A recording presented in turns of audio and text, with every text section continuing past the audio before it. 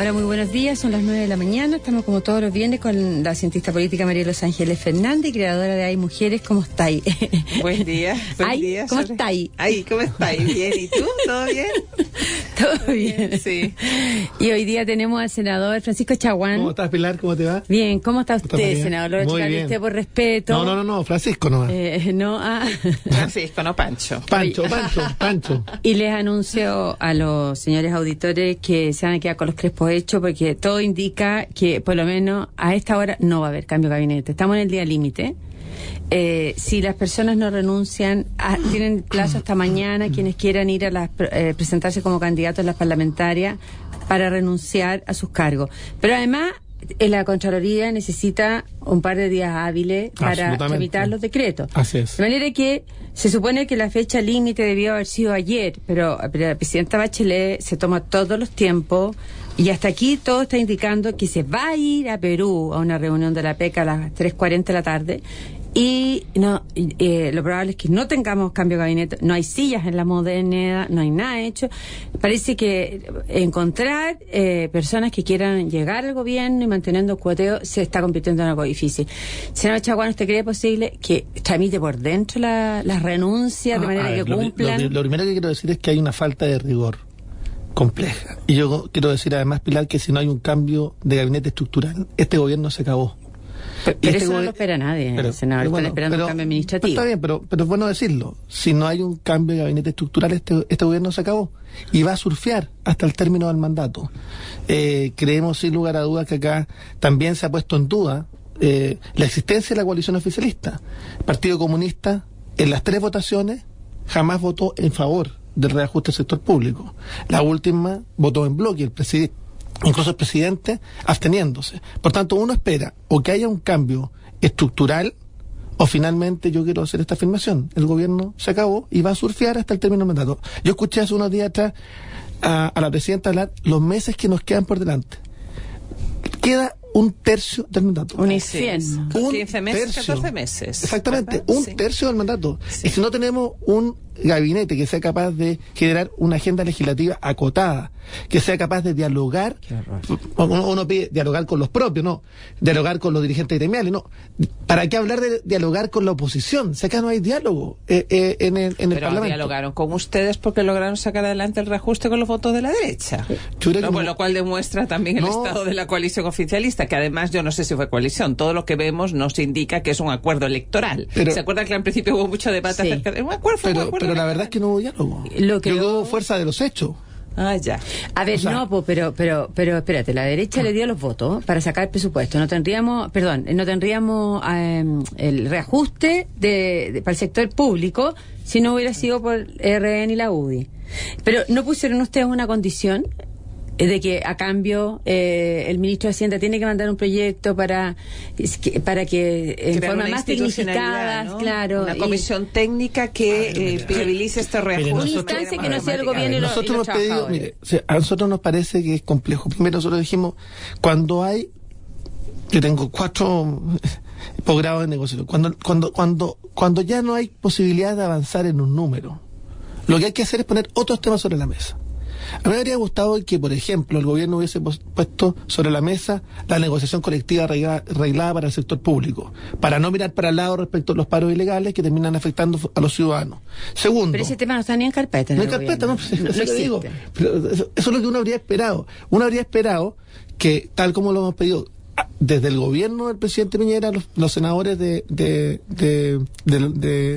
Renovación Nacional, que hubiese un mecanismo que pudiera indexar, por ejemplo, las cifras de inflación y las cifras de crecimiento económico para los efectos de evitar lo que ocurre todos los años. Y por último, que hayan reajustes plurianuales. Chile es uno de los pocos países del mundo que tiene una negociación anual. Atroz. Tenemos un par de países que tienen una experiencia bianual, como es Francia y España. Y Chile es el único país que se expone todos los años. Todos los últimos trimestres pasa esto, senador. La gente este año fue más intenso, fue más largo, pero siempre hay paro. Yo me acuerdo también en el anterior gobierno de la presidenta Bachelet cuando estaba el ministro Velasco. Que mientras más cercano a las elecciones, peor. Imagínate cómo va a ser este otro año, que es año electoral. Así es. Ya, pero entonces la pregunta era, si esta presidenta, en vista que deja para el final decisiones tan importantes como el cambio de gabinete que se lo han pedido a gritos y de rodillas su coalición, y que ahora tiene un punto que es insalvable, que es que los ministros que quieren presentarse como la Jimena Rincón, que ya se sabe que está renunciando al gabinete, que quieren volver al Congreso, tienen que renunciar antes del 19. El 19 ella por lo menos me dijo que no, que no quería volver al Congreso. Pero sí, eso es lo que dijo, po.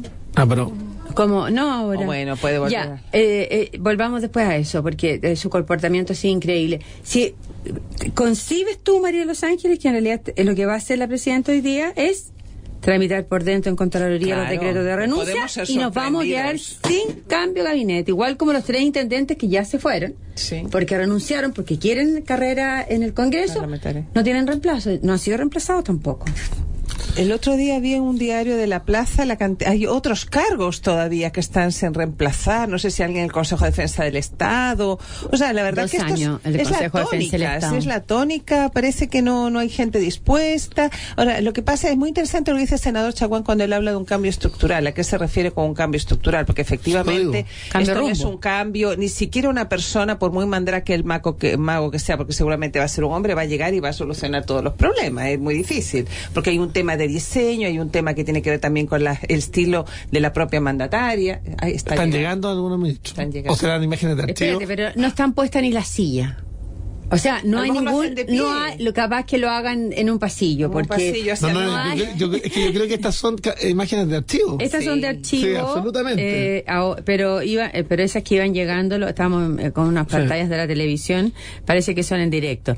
Pero lo claro es que nadie está esperando un cambio de gabinete. Como es lo usual.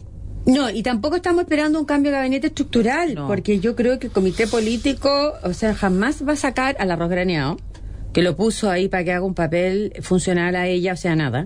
Sí. Y tampoco va a sacar, salvo Díaz que se va, no va a sacar tampoco. Bueno, porque si se va Díaz, claro, si se fuera Díaz y fuera reemplazado por alguien que no es del PS, si el PS no logra mantener su cupo, eso te obliga seguramente a un reajuste de las otras piezas. Pero lo más complejo son las señales. A ver, ¿por qué? ¿Por qué, senador? Porque los gobernadores provinciales que se van porque ellos deciden ser candidatos al Parlamento. Los ministros que se van porque ellos deciden ser candidatos al Parlamento. Yo lo que echo de menos es una voluntad, un liderazgo que se haga cargo del cambio de rumbo que el país necesita. Esto es lo que yo reclamo, eso es lo que yo exijo desde el punto de vista de la oposición y como ciudadano. Porque yo creo que efectivamente me gustaría que pudiera retomar el liderazgo la presidenta, pensando que queda un tercio del mandato y donde se requiere una agenda legislativa acotada. Uno quiere que le vaya bien al país y en ese mismo contexto uno espera que haya una reacción. Entonces acá la prueba de fuego que vamos a ver ahora es cuando, si finalmente se produce el cambio de gabinete en el día de hoy, es que cuál va a ser el impacto. Si finalmente los ministros que se van son los ministros que desearon y optaron por irse, acá estamos en un problema. Así va a ser, pues. Pero es la misma razón por la cual salió Máximo Pacheco. Bueno. O sea, él opta por irse porque prefiere ser el eventual ministro de un eventual gobierno de Ricardo Lagos. Cualquier alternativa es más deseable y atractiva que permanecer en el gabinete. Esa es la señal más o menos que se da. Y lo otro dice relación con las faltas de rigor. Mira, piensa tú, Tribunal Constitucional. Sí. Todavía tenemos los ministros suplentes, no están nombrados. Por eso yo digo que esto es extensible a otros cargos. O sea, es un hubo demora, hay demora en la designación de ministros de las Cortes Supremas. Estamos hablando, hay demora respecto de los ministros de los tribunales ambientales. Tenemos una situación dramática respecto de anuncios presidenciales que esperemos se concreten y no terminen esfumándose como ocurrió año a año. Ministerio de Ciencia y Tecnología antes del 31 de diciembre. Y está reduciendo el presupuesto de Ciencia y Tecnología. Así es. Chile está optando por la ignorancia en términos de que no se entendió que el modelo de desarrollo del país tocó techo y hay que agregarle valor a nuestros procesos productivos para no repetir el ciclo del salitre, el ciclo del cobre, futuramente en el futuro con el litio. No puedo interrumpir ahí, pero se aprobó el otro día algo que lo que señala es que todos los proyectos de ley tienen que tener un análisis de productividad. Eso me parece interesante. Bueno, pero también se habló de la modernización de la Cancillería. Se viene anunciando desde el inicio del gobierno. Desde el día 1. Es que me gustaría hacer, uno podría hacer un repaso infinito. Sí. Se anunció en el 21 de mayo antepasado, no en el discurso de la presidenta, sino, o sea, no en las palabras vertidas en el Congreso Pleno, sino que en el discurso, que yo lo leí completo, se hablaba de una subsecretaría de agua. También anuncio desvanecido. Mira, gracias a Dios, porque seguí creando subsecretaría, ¿sí o no? Bueno. La subsecretaría de la infancia, la subsecretaría de Derechos Humanos, la subsecretaría de Agua, pero no podemos llenarnos de ministerio subsecretaría, pues, senador, si esta cuestión pasa un árbol de Pascua lleno de valor. Pero lo que yo simplemente estoy señalando es que hay anuncios. Las promesas. Hace dos y medio años, en un discurso del 21 de mayo, se anunció, por ejemplo, el megapuerto en la zona centro.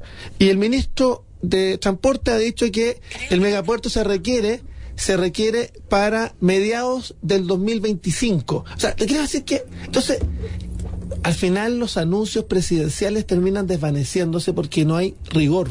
Eso es lo que yo estoy señalando. Y espérate, y las cosas concretas, que la promesa más importante de este gobierno, creo yo, que antes de asumir, era el tema de la gratuidad en educación. Y lo que tenemos hasta ahora es que no hay proyecto. Vamos a seguir con la glosa. Seguimos con gratuidad por glosa presupuestaria. Claro. Y que la oposición, y que le quería preguntar a la senador Chaguán. La ministra dice, veremos cómo... Pregúntele cómo se financia el gobierno siguiente. Pues eso fue lo que dijo la ministra de Educación. Increíble, pero más increíble todavía es que entiendo que la derecha la va a llevar nuevamente, este proyecto lo va a llevar, esa glosa, al Tribunal Constitucional, porque volvieron a repetir el mismo problema. Idéntico. Es idéntico, o sea, nuevamente hay discriminaciones arbitrarias que no dependen de los estudiantes el acceder o no a la gratuidad en mismas condiciones de vulnerabilidad, sino que depende de en qué institución están estudiando, que es superior a ellos. O que existen universidades del Estado que no cumplen los estándares o no están acreditadas y se va a hacer la vista gorda con relación a ellas. Porque basta con que sean del Estado. Claro. Y a los otros se les exige 4 años de gratuidad y si no, sin fines de lucro. Y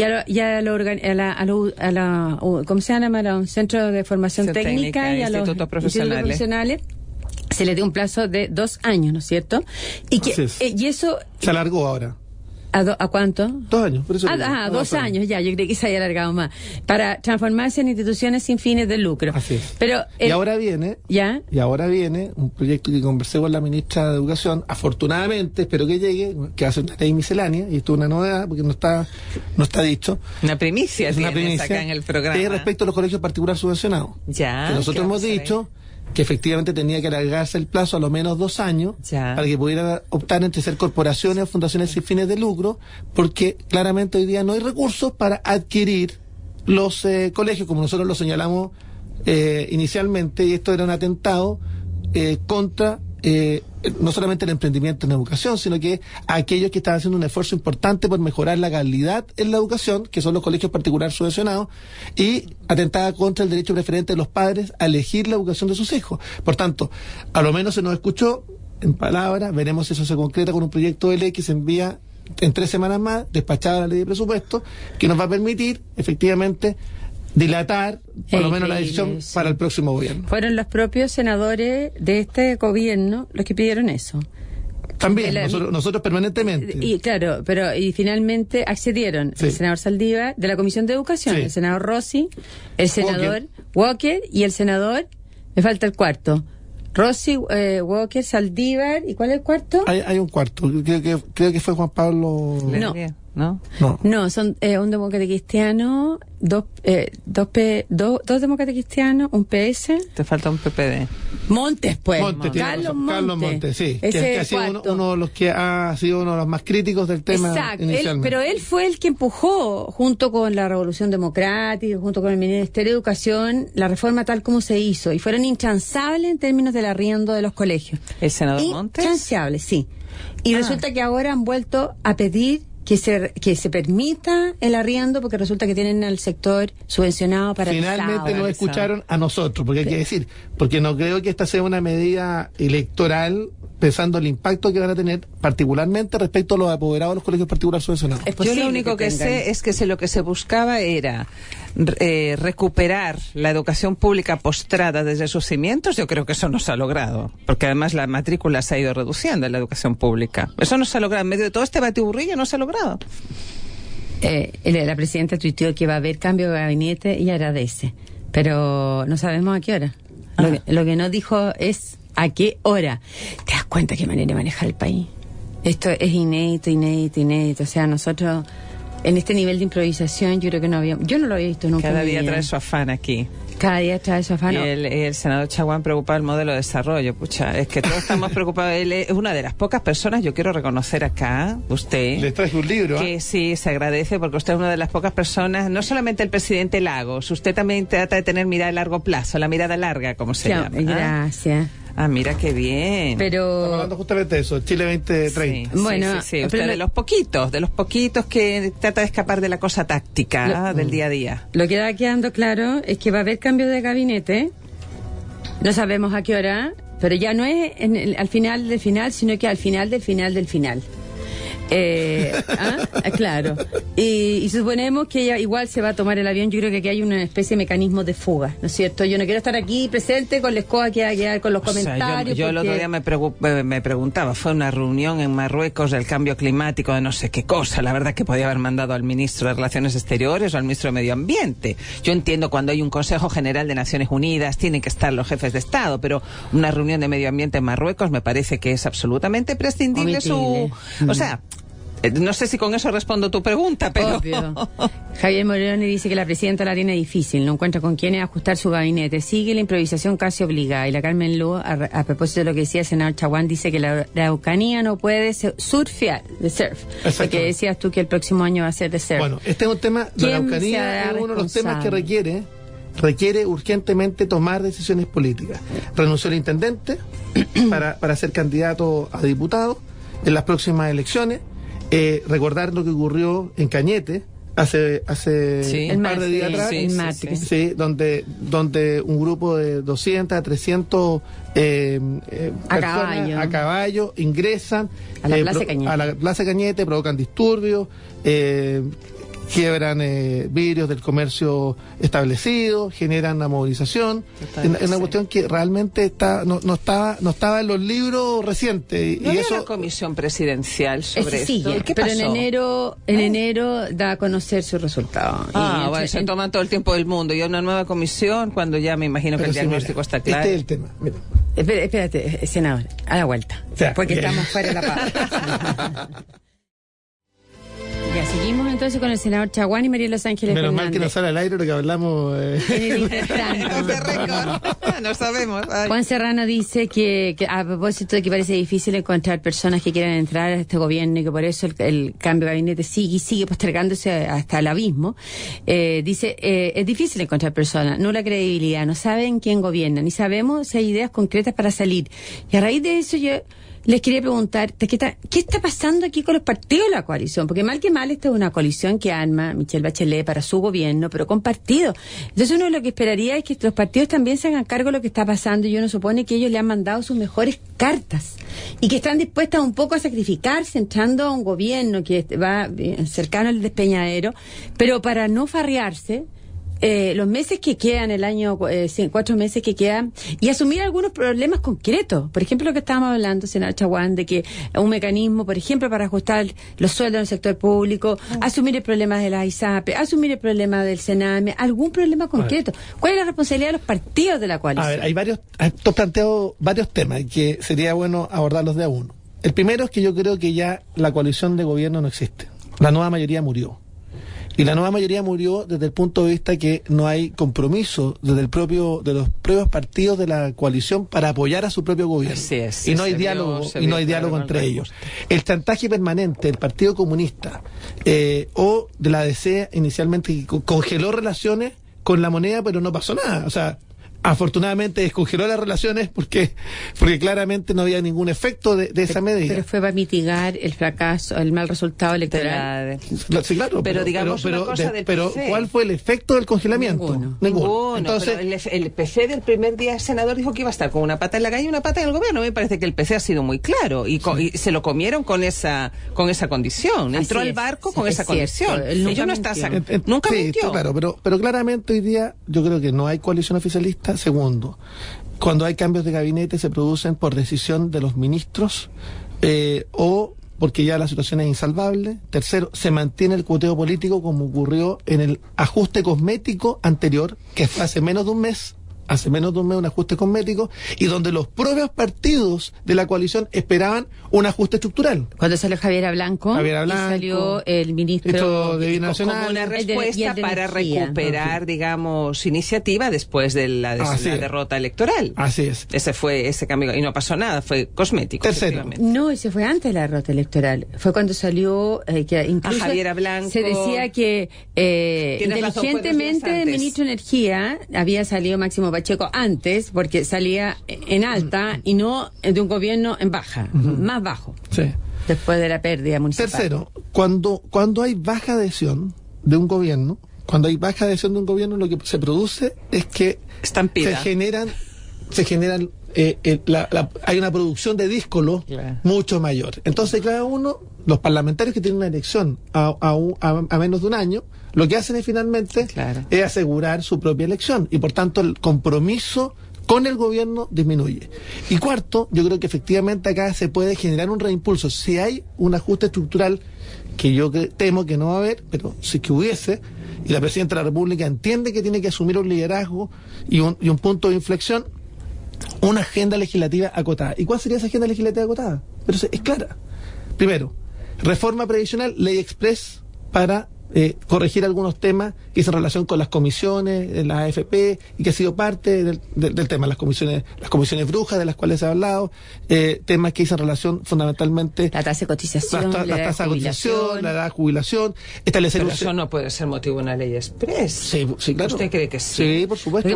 Pero el tema del seguro y hay acuerdo nacional como planteó absolutamente, hay acuerdo. Bueno. El tema del seguro. Pero es que no hay acuerdo a dónde se va a ir los 5 puntos adicionales. De cotización, que no deja de ser importante cuando el 50% adicional de cotización. Pero hay acuerdo, por ejemplo, en temas como, por ejemplo, que la expectativa de vida, el aumento de la expectativa de vida de los chilenos no puede ser una mala noticia para los trabajadores. Y establecer un sistema de seguro, por ejemplo, si hay una... a la cuarta edad, por ejemplo. Hay temas en los cuales se puede sacar. Segundo, la reforma al sistema de ISAPRE, que también es un tema urgente y que es curioso que los parlamentarios de oposición estamos pidiendo la reforma y el gobierno dice que no está en la agenda. No está en las prioridades. No está en las prioridades. Tercer tema, política nacional de infancia. O sea, son puros temas concretos eso. Concretos. Y cuarto, descentralización efectiva con la elección de los gobernadores regionales, con traspaso de competencias y con descentralización fiscal. Yo diría que hay 4 elementos. Yo agregaría un quinto, Ministerio de Ciencia y Tecnología, que es absolutamente súmele crecimiento y seguridad ciudadana, que es un pero tema eso permanente. es parte... Pero se parte de la pega, porque eso es parte de la pega del día a día, si no tenemos eso... Pero mire, es cierto, yo creo que este gobierno ya, yo creo que no hay que hacerse mucha expectativa los 14 meses que quedan. Yo lo que quiero plantear acá es el tema de la situación de la alianza, de la centro derecha que salió victoriosa de las elecciones municipales. El presidente Piñera está en la pole position y hoy nos encontramos con los problemas nuevamente recurrentes, sus conflictos de interés. Yo me imagino que la ciudadanía debe estar muy impactada con esto, porque él aparecía como la persona mejor expectada. Señor Chaguán, distingamos la paja del trigo. ¿Y por qué se lo digo? Porque nadie puede dudar de que el presidente Piñera finalmente defendió los intereses superiores del país en la demanda sustanciada en la Corte Internacional de Justicia de la Haya. Eso no puede haber un asomo de duda, porque eso sería una acusación grave.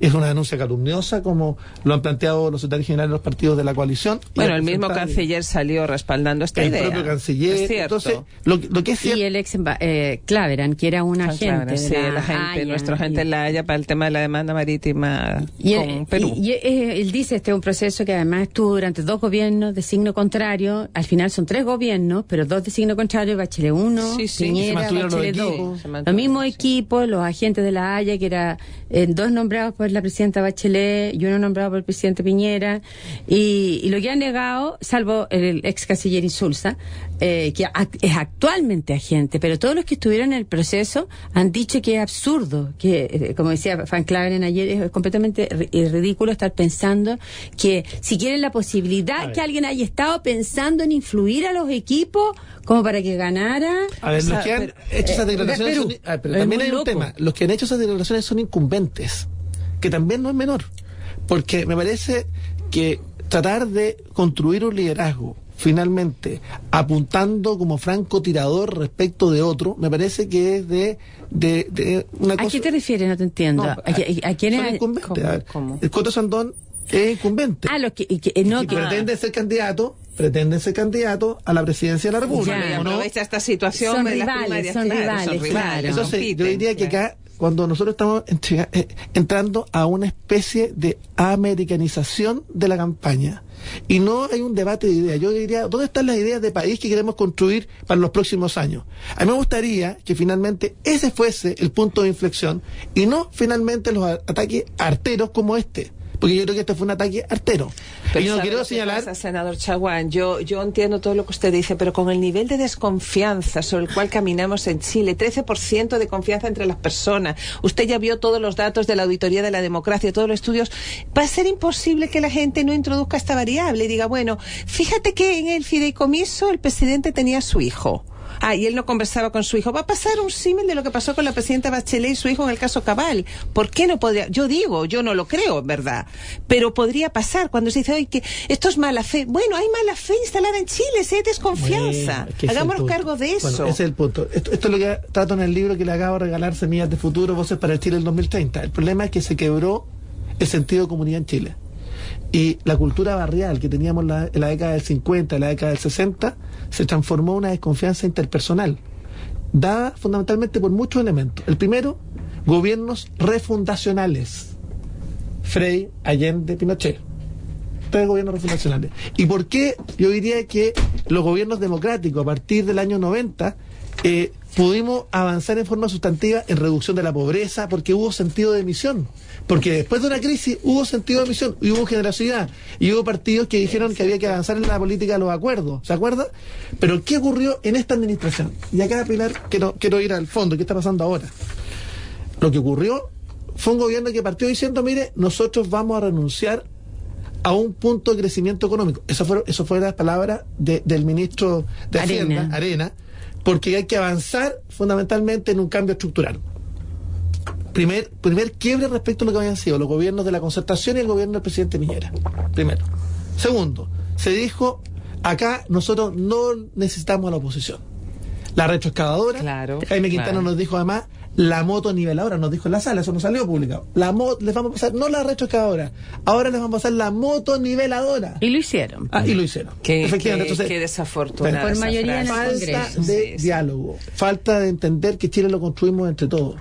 Y de alguna manera, en un ambiente de desconfianza interpersonal, Chile es el país con mayores niveles de desconfianza interpersonal en la OCDE. Solo el 13% de los chilenos confían en su vecino. 53%. Sí. Somos el segundo país más individualista del mundo después de Estados Unidos, según un informe de la Universidad de Sussex, como dice el libro. Tercero, no hay proyecto colectivo de nación. Y no hay mirada a largo plazo. Cuando la política se mira al ombligo y resuelve los problemas de la política, estamos en un problema. Porque, ¿dónde se está discutiendo qué país queremos construir en materia de agua, por ejemplo, en materia de calidad de la educación, en temas que dicen relación cambio con política, cambio climático, transición demográfica, política nacional de campamento, salvo un ministro que había hecho la pega. ¿Sabe cuál? Sí, el ministro de Energía que hizo la Agenda 2050, que dijo que, mire, el 2050 Chile va a ser uno de los 3 países con energía más barata, va a ser un país exportador de energía. Y hizo licitaciones que van a bajar los precios, se supone, de la energía en el largo plazo. Área donde aumentó la inversión extranjera fue energías renovables no convencionales. Y la materia energética va a ser 70-30 el 2050. Pero senador, se fue del tema. La alianza, ahora que se llama Chile Vamos, tiene un problema con que su candidato, que hoy día se reelecto presidente, va a ser foco constante de cuestionamiento. Y él hoy día sale en el diario señalando en sendas crónicas, en Mercurio, en La Tercera, de que él está dispuesto a ir más allá de lo que la ley lo obligue. Pero ¿sabes qué es lo que pasa? Que yo creo que la ley sigue siendo insuficiente, porque la nueva ley que dictó este gobierno, ¿no es cierto?, y que dejó presentada al gobierno de Sebastián Piñera, sigue siendo insuficiente, porque señala que en materia... por conflicto de interés. Pero interna, pero no es para los dineros que tú tienes afuera. Deja afuera el patrimonio que está... que es el mayor, que tiene 1.800 millones de dólares, tiene el presidente Piñera. Entonces, ¿qué es lo que pasó con el presidente Piñera? Tiene la mayor parte de su plata invertida afuera. Y ese es el foco de conflicto, porque un presidente...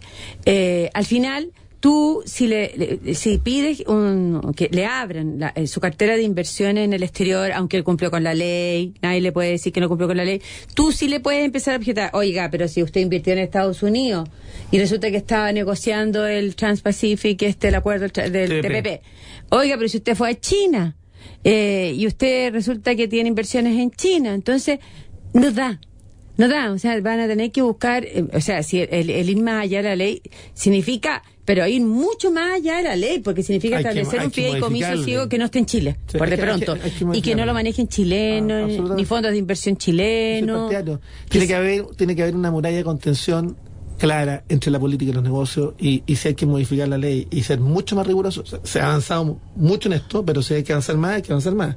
Y lo que no puede haber sospecha respecto de quien administre un gobierno, finalmente, con la posibilidad efectivamente de que por su fortuna puedan haber vinculaciones comerciales. Yo porque del presidente Piñera no tengo ninguna duda respecto a esta denuncia calumniosa que se le ha efectuado. Pero si no tiene pata. Pero lo que pasa es que tú igual puedes empezar a desmenuzar las inversiones de banca, y podrías empezar a objetar, oye, pero eso ¿cómo? Además aquí hay inversiones en Argentina, apostaron no sé qué cosa en contra de Argentina. Se le abren muchos flancos, aquí es una caja de Pandora de repente. No resiste, entonces yo no sé cómo lo hacen los otros países, porque efectivamente el presidente tiene mucha influencia, hasta en el tema del dólar. Sí, pero tú partes de un supuesto, que yo creo que no es seguro. Dijimos, se ganó la elección municipal. Sí. Contra los pronósticos nuestros. Así es. El bueno sí lo a ustedes le fue muy bien a RN. RN, somos el partido con la primera ¿Están muy sorprendidos? Con mayor votación en concejales. Así es. De Chile. En mi región somos la primera fuerza electoral en número de concejales. Lejos. Pero segundo tema que yo diría que es relevante para esto. La elección presidencial no está ganada. Y aquellos que crean que finalmente, después de del triunfo de la elección municipal, la elección presidencial está ganada, cometen un error. Y un error que puede costar demasiado caro. ¿Por qué? Acá no pueden haber designaciones a dedo del candidato presidencial. Tiene que haber primarias abiertas, ciudadanas, vinculantes. Tiene que haber un programa de gobierno convergente. No se puede hacer un programa de gobierno con iluminados, tengan domicilio en Tantauco, donde sea. No puede. Tiene que haber un programa de gobierno hecho con los ciudadanos. Tiene que haber un recorrido de los candidatos de Arica a Punta Arenas, porque hay que repactar confianza. Porque mira, a ver, el electorado tradicional nuestro perdimos una parte muy importante. Yo quiero hablar. Los pensionados de las Fuerzas Armadas, en las iglesias evangélicas, que sienten que acá hay deudas de la primera administración y del cual hay que hacerse cargo.